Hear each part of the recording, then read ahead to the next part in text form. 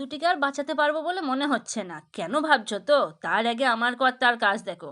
কুড়ি থেকে দুটি গোলাপ গাছ নিয়ে এসেছিল, ভেবেছিল বাই কালারের হবে, তা না হয়ে দুটিই সাদা হয়ে গিয়েছে। দেখো, আমার পিছনে একটা আর আমার হাতের কাছে একটা।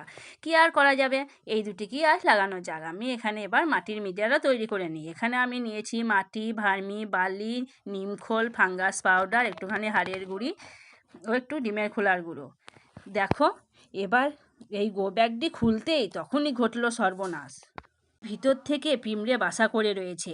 যেই গো ব্যাগটি খুলেছি, পিঁমড়েগুলো হড়হড় করে বেরিয়ে এসেছে। কি আর করব, মাটিগুলিকে ভালো করে ছাড়িয়ে গো ব্যাগটিকে বের করে এবার গাছটিকে আমি বসিয়ে দিলাম। আর একটিও যখন খুলছিলাম, খুব ভয়ে ভয়ে গো ব্যাগ থেকে খুলেছি, দেখছি ওটিতে আর পিঁমড়ে নেই। তাই দুটি গাছকেই ভালো করে বসিয়ে আমি জল দিয়ে দিলাম। তবে এবার চলি, যাওয়ার আগে কিন্তু সাবস্ক্রাইব করতে ভুলো না। রাধে রাধে।